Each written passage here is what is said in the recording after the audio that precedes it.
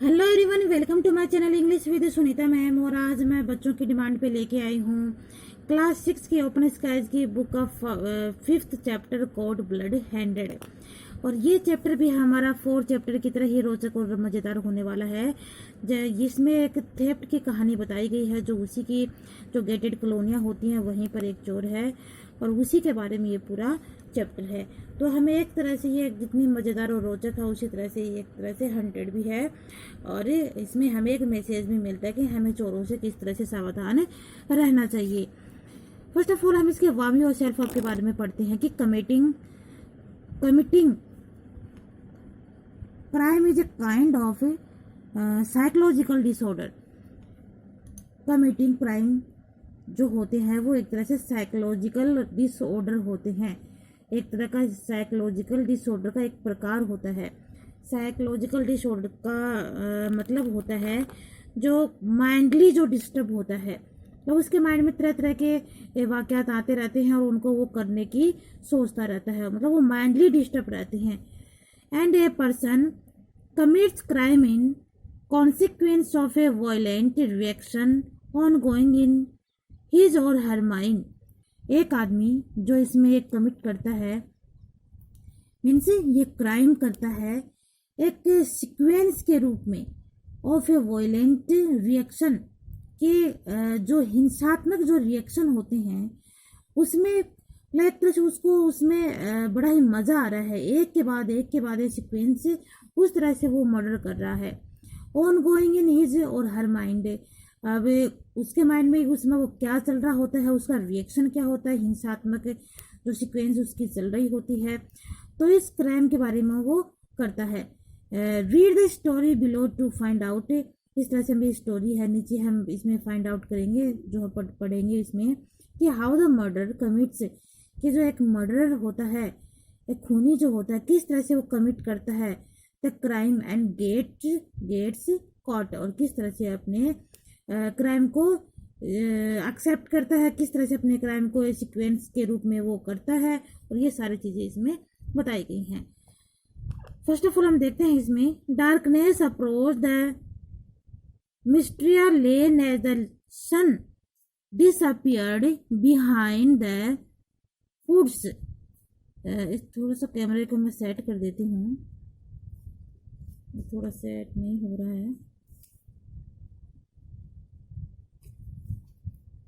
बिल्कुल। एक घना अंधेरा, डार्कनेस, एक घना अंधेरा छाया हुआ है। अप्रोच द मिस्टियर लेन, मीन्स जिस जो एक गेटेड कॉलोनी है वहाँ पे उस कॉलोनी का नाम है मिस्टियर लेन। और उस अंधेरी गली में, उस मिस्टियर लेन में पहुँचने के लिए अप्रोच्ड होता है, पहुँच, वहाँ तक जो पहुँच होती है उसमें as the sun disappeared, कि वहाँ पे जैसे जैसे जैसे ही सन गायब हो जाता है, डिसअपियर्ड हो जाता है, मीन्स शाम जब होने लग जाती है, इवनिंग टाइम जब आ जाता है, सन डिसअपियर हो जाता है, बिहाइंड द वुड्स, जंगलों में वो छुप जाता है। तो यहाँ पे कह रहे हैं कि जैसे ही सन जंगलों में छुप जाता है, गायब हो जाता है, वैसे ही उस मिस्ट्रियल लेन में पहुंचने के लिए जो वो डार्कनेस है, वो अंधेरा काफ़ी है, मतलब जैसे ही सूरज छुप जाता है तो चोर है वो उस अंधेरी गली में पहुंच जाते हैं। Children were scuttling towards their houses as their parents and surrounded them with fear।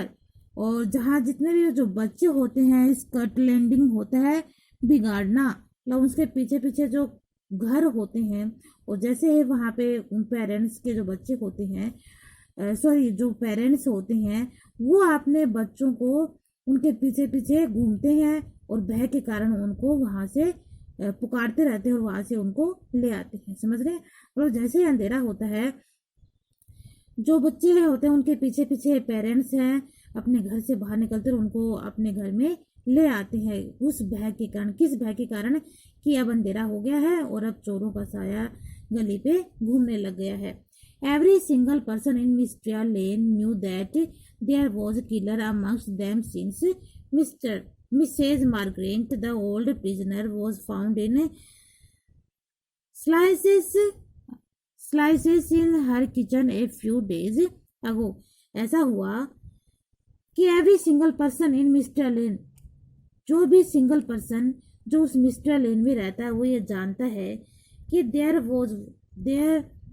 Was killer amongst, क्यों जो किलर है, जो मर्डर करने वाला है वो हम में से ही एक है, क्योंकि थोड़े दिन पहले ही मिसेज मार्गरेट जो एक द ओल्ड प्रिजनर थी, वो जो उसके छोटे छोटे टुकड़े मिले थे किचन के अंदर कुछ दिनों पहले, स्लाइसेस होते हैं उसके छोटे छोटे टुकड़े, मतलब वहाँ पे कोई चोर वगैरह आ गया था और वो कुछ चुरा के ले गया, न ले गया, लेकिन मतलब उसके जो किचन था वहाँ पर उसके छोटे छोटे टुकड़े करके छोड़ गया, देखो मतलब उसको मार कर गिरा गया।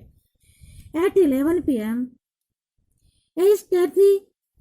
a stealthy shadow crept towards Mrs. Finch backyard while everybody was fast asleep। जैसे आप देखो दूसरी यहीं से एक अदर घर की कहानी शुरू हो जाती है।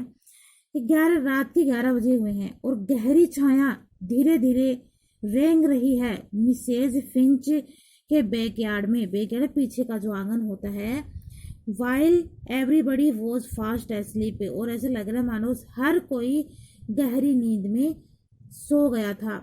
रात के 11 बजे थे, मोस्टली लोग सो जाते हैं, सब लोग सो गए थे और वहाँ पर उसके पीछे कोई गहरे साए की जो छाया थी वो रेंगते हुए आ रही थी। The felon took soft steps toward Mrs. Finch back door and unlocked it with his. The felon took soft steps toward Mrs. Finch back door and unlocked it with his. और फेलोन होता है अपराधी। उस अपराधी ने अपने कदमों को मिसेस फिंच के डोर की ओर, जो अनलॉक्ड था, जो आसानी से खुल सकता था, इट विद इजी, आसानी के साथ जो खुल गया था, अनलॉक्ड था, अपने छोटे छोटे सॉफ्ट स्टेप्स उसकी ओर बढ़ाना स्टार्ट कर दिया। मतलब आवाज नहीं की, बिल्कुल चुपचाप चल रहा है उधर। The kitchen was distorted, nothing but silence occupied the atmosphere। और जो वो किचन है, वहाँ पे किचन है वो बिल्कुल सूना पड़ा हुआ, डिसरेटेड होता है सूना, मतलब कुछ भी नहीं है वहाँ पर। साइलेंस ऑक्यूपाइड, तो चारों तरफ साइलेंस ने, चुप्पी ने कब्जा कर रखा है चारों दिशाओं में, एटमॉस्फेयर पे। And the visitor withdraw A sharp shining knife from his status and advanced toward Mrs. Finch's bedroom like an angel's kitten, hardly making any noise। और जहाँ पर जो वो विजिटर है, जो वहाँ से वो शार्प और चमकते हुए नुकीले जो उसके हाथ थैले में से वो अपनी नाइफ निकालता है एंड मिसेस फिंच के जो बेडरूम की ओर जाता है, लाइक एन एंजल्स, मतलब वहाँ पे चुस्त किटन जो हार्डली मेकिंग एनी नॉइज, कि कोई भी मुश्किल से कोई भी आवाज़ हो रही हो वहाँ पर, मतलब वहाँ पे कोई आवाज़ नहीं हो रही, बिल्कुल साइलेंट वातावरण था वहाँ पर, बिल्कुल साइलेंट एटमॉस्फेयर था। और उसी समय वो अपने थैले से और ये शार्प नाइफ चाकू निकालता है। Poor Mrs Finch who did not know her life was online, जो पुअर मिसेज फिंच थी उसको तो इतना ये पता भी नहीं था कि हर लाइफ वाज ऑनलाइन, कि उसकी लाइफ आज लेटने वाले, मतलब वो खत्म होने वाली है। Slabbed like an angels feeling in the room with her greetings snores, और जिस तरह से वो सोई हुई थी ऐसा लग रहा था मानो कि वो एंजल्स होते हैं, जो देवदूत होते हैं, परियां होती हैं, उसके रूम में विद द ग्रीटिंग स्नॉर्स, यानी ग्रीटिंग्स स्नॉर्स होते हैं sound of breathing while sleep. जब हम सोते हैं तो हमारे जो सोने की जो साउंड होती है, मतलब गहरी नींद में जब हम सो जाते हैं तो उसकी साउंड उसके रूम से आ रही थी और ऐसा लग रहा था मानो वो परियों की दुनिया में खो गई हो। The stranger took one last look at the victim, strangled her neck by ungloved hand and forced the glistening blade right through her chest। और उस अनजान जो स्ट्रेंजर था उसने one last look at the victim, मतलब वही last victim था। तब उसके आसपास और किसी को उसको देखने वाला और कोई नहीं था, बल्कि वो ही स्वयं था। उसने उसका वन ग्लव्ड हैंड, मतलब एक हाथ में उसने ग्लव पहन रखे थे, और उसमें उसके जो चाकू था उसके हाथ में, उससे उसने उसके गला, स्ट्रेंगल जो होता है गला घोटना, and glistering blade right the through her chest, और बार बार उसने उस सैनी से, ग्लिस्टरिंग होता है सैनी ब्लेड से राइट साइड में उसके चेस्ट में, और वो चाकू था वो घोप दिया।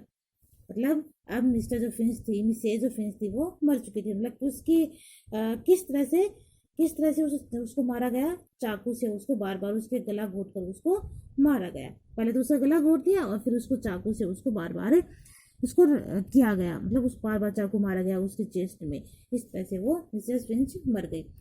पार्ट फर्स्ट में हमें ने इसको 5 चैप्टर को का है गॉड ब्लेंड हैंडेड पढ़ लिया। अब सेकंड चैप्टर में इसको कंप्लीट, सेकंड पार्ट में हम इसको कंप्लीट कर लेंगे।